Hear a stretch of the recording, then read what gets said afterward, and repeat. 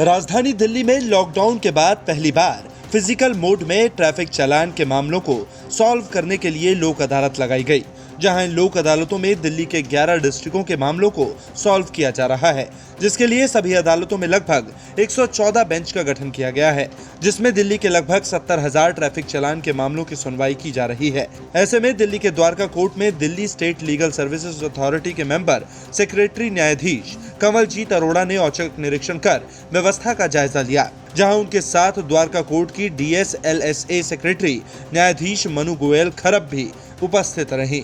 राजधानी दिल्ली में कोरोना काल के चलते लॉकडाउन से लेकर अब तक हो रहे ट्रैफिक चालान के मामले उधर ही लटके हुए थे, जिसको लेकर लोग परेशान थे। ऐसे में कोरोना महामारी को देखते हुए लोगों की सुविधा के लिए Delhi state legal service authority द्वारा पहली बार फिजिकल मोड में लोक अदालत लगाई गई, जिसमें ट्रैफिक चालान के मामलों की सुनवाई की जा रही है। जहां कोरोना महामारी और सोशल डिस्टेंसिंग को देखते हुए इस लोक अदालत में ऑनलाइन कूपन की व्यवस्था की गई थी, जिसके लिए पिछले 1 हफ्तों से लोग ऑनलाइन कूपन ले रहे थे।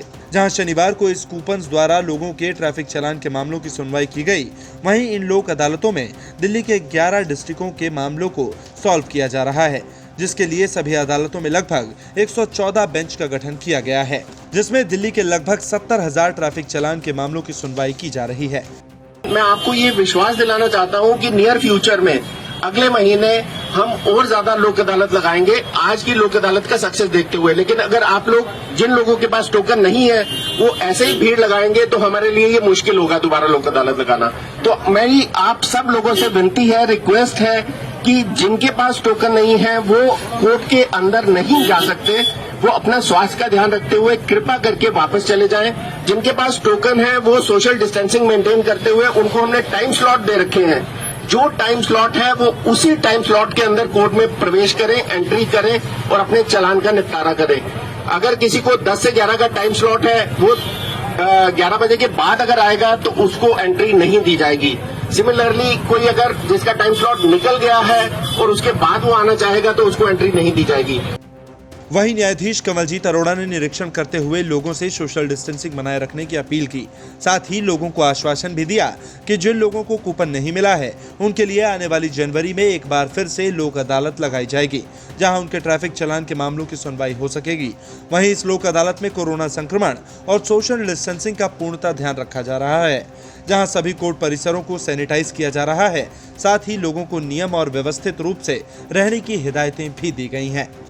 द्वारका में देखिए, ट्रैफिक लोक अदालत द्वारका और बाकी सारे डिस्ट्रिक्ट्स में ये पहली बार हो रही है आफ्टर कोविड का जो हमारा हुआ है पैंडेमिक। तो इसको मैनेज करने के लिए हमने सेंट्रल ऑफिस ने टोकन्स बांटे थे हर डिस्ट्रिक्ट में।